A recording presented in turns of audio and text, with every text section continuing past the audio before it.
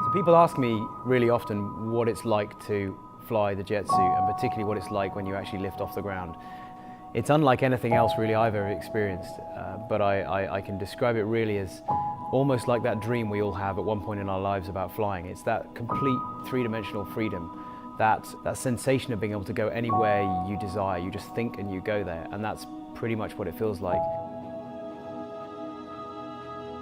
This journey started around March 2016, and this was all alongside a very busy day job. I had this ethos of trying to repurpose and I suppose make use of existing equipment and things that I had available to me to try and advance through these mostly failures as fast as I could.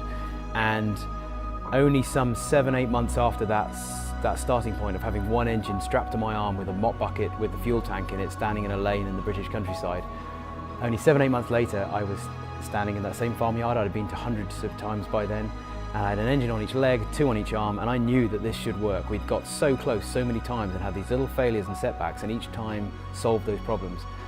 I didn't know it was the day, but it turned out to be the day, and I fired these engines up, felt the power come in, and then just vectored down, and you can see it from the clip.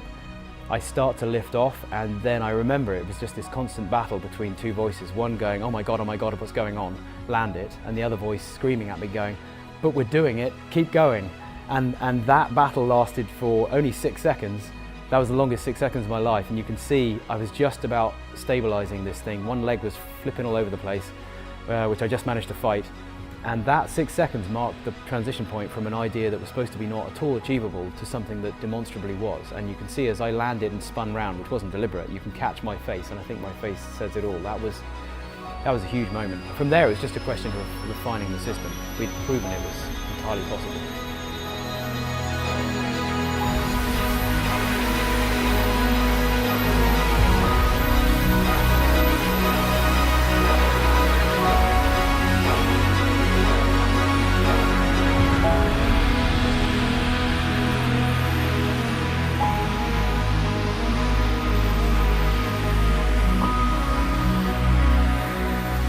I'm Richard Browning, founder and chief test pilot from Gravity, and we build 1,000 horsepower jet suits.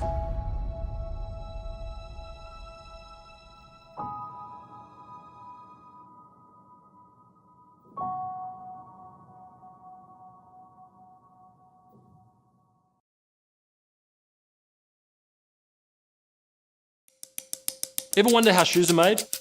At Allbirds, we do. Since the dawn of time, or somewhere thereabouts, they come from this stuff. This stuff makes us feel dirty. Mainly because it leads to the footwear industry dumping about 700 million tonnes of carbon into the atmosphere every year. So we found a better way. It's called SweetFoam, and it's made with the world's first carbon-negative green EVA. That's a fancy word for shoe soles. It means a lot less of this stuff and more of this stuff. This stuff is Brazilian sugarcane. It's super self-sufficient, resourceful, and surprise, surprise, makes for one seriously sustainable shoe sole. We're not the only ones who've fallen for this Brazilian beauty. We found a new partner, Braskem, a world leader in green plastics, and they took notice too. They've installed a new system in their factory to help bring SweetFoam to life. Soon enough, this green EVA will be there for the taking. Because what good is finding a better way if you're not prepared to share it? Next up is adding SweetFoam to all of our shoes. But for now, if you'll excuse us, time to take our feet on a little holiday.